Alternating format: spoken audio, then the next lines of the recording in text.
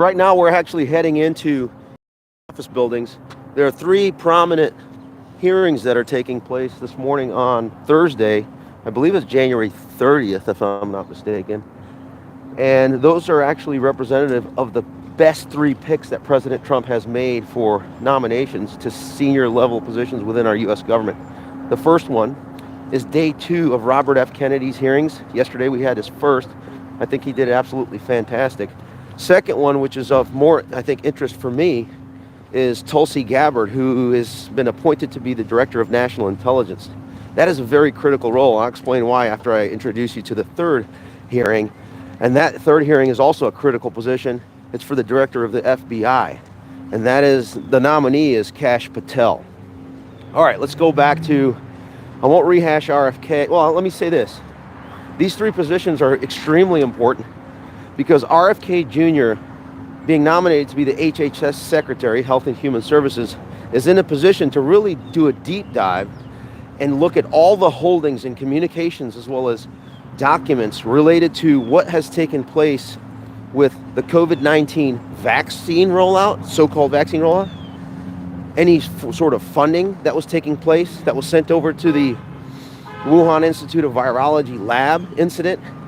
So that documentary evidence that has been hidden from the American public that Senator Rand Paul has been attempting to obtain, RFK Jr., as the Secretary of HHS, can release all of FDA holdings, whatever he likes to do, right?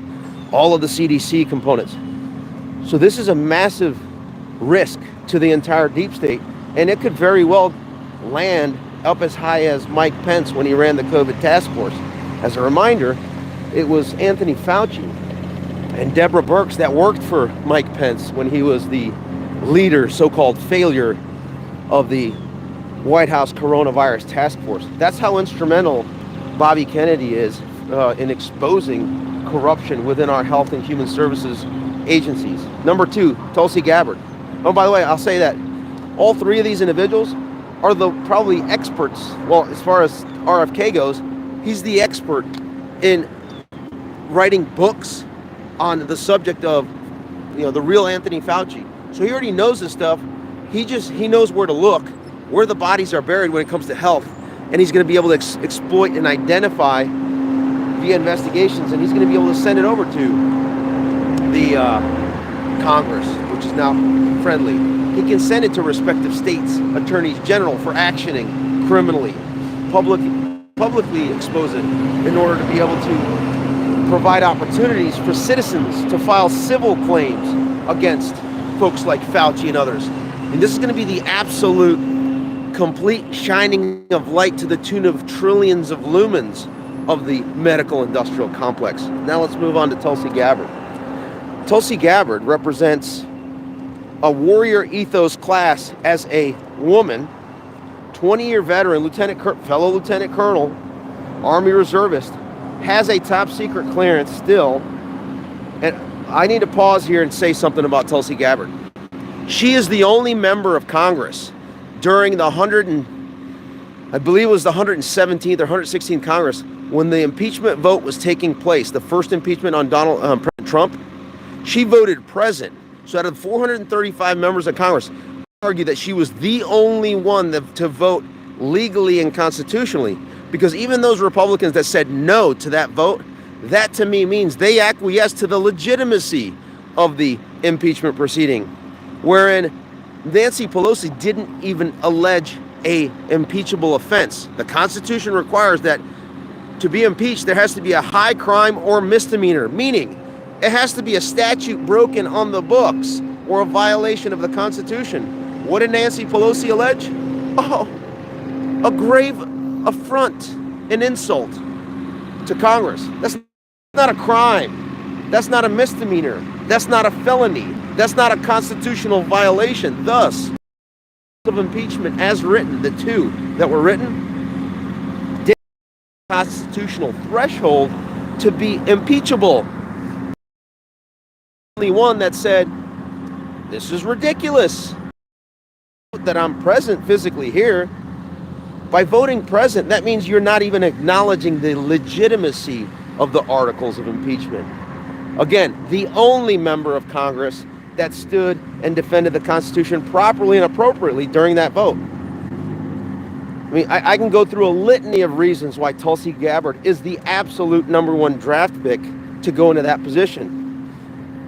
She exposed the illegal electoral heist of 2016 when that was stolen by the DNC from Bernie Sanders. She also participated in the 2020 electoral process for the Democrat primary and exposed. And what did she get for exposing these things and speaking truth to power?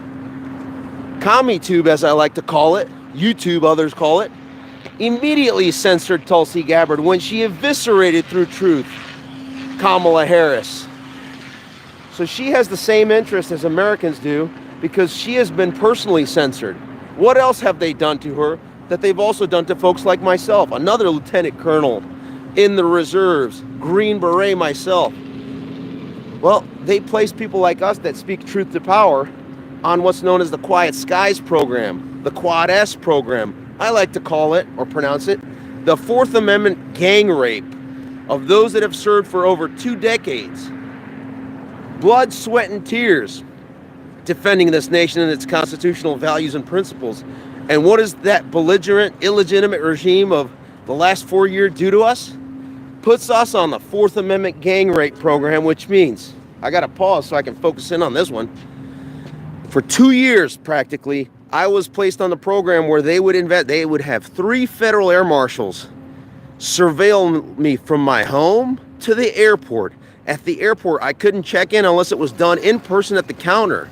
The officer at the counter would then call over to the TSA and say, hey, our political target, Ivan Raiklin, needs to be escorted. And same thing happened to Tulsi Gabbard. So then from there, we go ahead and go into the security screening point. By the way, I have clear and TSA pre-check. So the clear manager is approached and says, you can't come in here until you get secondarily screened. And then from there, they would have multiple officers conduct Fourth Amendment gang rape. And then once I went through the TSA checkpoint, they checked everything behind the ears, inside of the ears, eyes, everything, wallet, etc. Very invasive. Then we moved on to the gate, and then at the gate, they would run the second Fourth Amendment gang rape play. At times, I would have almost a dozen TSA officers try to intimidate me. And intimidation doesn't work. If you try to assault me, that is going to turn into something very regrettable from your perspective. And before I continue, I have somebody here that wants to ask me a question. Sir. No question. I was just listening. Oh, okay. Yeah, so that's number 2. Tulsi Gabbard has been weaponized against by the big tech. She exposed it. She is motivated to expose the censorship industrial complex. And as the director of national intelligence, she is in a position to declassify everything in DNI Holdings and all the people involved in the censorship industrial complex. Number 2, every single of the 17 Intel community members that had a touch point in that censorship industrial complex, to include the FBI's Intel shop, DNI, DHS's Intel shop, Tulsi Gabbard has the authority to declassify that. In addition to that, she was weaponized against through the Quad S program that I just mentioned, called the Quiet Skies program, managed by the Customs and it's the Trusted Traveler program within the Customs and Border and Protection organization within DHS. So Kristi Noem's going to help facilitate the release of these egregious constitutional violations, not only for potential criminal charges against the individuals that participated in it, such as Benny Thompson, such as Ali Mayorkas, and everyone downstream from that, to include the TSA administrator that was just removed, David Pekoski, but also everyone that was involved in it, subordinate downstream from that. So we'll take a look at those databases, and then Tulsi Gabbard can just declassify it, and she's motivated to do so because she was also a target of this weaponization. Lastly, let's go and talk about Kash Patel. Kash Patel is the one individual over the course of the last decade that is the most qualified incoming director of the FBI ever in this nation's history. And let me recap what that sounds like, okay? Let's walk up through here through the park. Kash Patel, don't fall, careful on your step. Kash Patel served with Devin Nunes when Devin Nunes was the chairman of the House Permanent Select Committee on Intelligence. And out of all of the 8 individuals as part of the Gang of 8 which are the 8 individuals in the legislative branch that are supposed to be briefed on the most sensitive covert actions and intelligence matters of our U.S. executive branch. So the Senate Majority Leader, Minority Leader, the Senate Intel Committee Chair, Vice Chair. Those are the 4 on the Senate side. And on the House side, the Speaker of the House Minority Leader, the House Permanent Select Committee on Intelligence Chairman, and Ranking Member. Out of all 8 of those individuals, it was Devin Nunes to be the only one to expose the Russia hoax back when he was the chairman. And who was his lead staffer investigating the Russia hoax? It was none other than Kash Patel.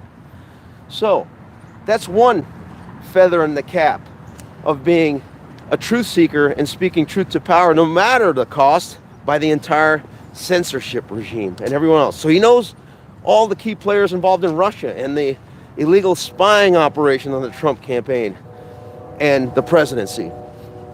Next, the other qualifications of Kash Patel, he happened to work at the Department of Justice, liaising and coordinating with America and the world's top counterterrorism unit and organization known as Joint Special Operations Command. So he's worked at the highest levels to go after, let's just call them our bad guys, and lawfully actioning them, the hardest targets on the planet. He's very seasoned at going after bad hombres, as they say. That's another piece of history on Kash Patel. Next, what else? Kash used to be the deputy director of national intelligence under Rick Grenell when Rick Grenell was acting. And what did he do? He declassified that material related to the unmasking of General Flynn, the illegal spying on General Flynn. Kash Patel knows the system in and out. He knows everybody that needs to be, let's just say, politely, more than investigated and then criminally charged. These 3 individuals working together, Kash Patel, Tulsi Gabbard, as well as RFK Jr., are going to be able to hand in glove expose the entire deep state apparatus by name, date, place, and transgression in the fastest manner possible, because the 3 in the collective are motivated, are knowledgeable, and want to restore truth, confidence, and trust in our institutions. And that is why the fight is going to be very rough. But they're up for the task. America is ready to support them, because now Elon Musk allows us to put this content out and truth to the broader public. And I suspect that we will be devouring any senator that refuses to support these 3 nominees. But in the meantime, let's watch and see how these hearings take place here in the Dirksen, Hart, and Russell buildings. Till next time. How you doing? You have staff ID? No, is there? Where's the General entrance is going to be the next one. Yes, sir. Yep. Good. I Stand think by. you should post that. How much? We're still live. Stand by.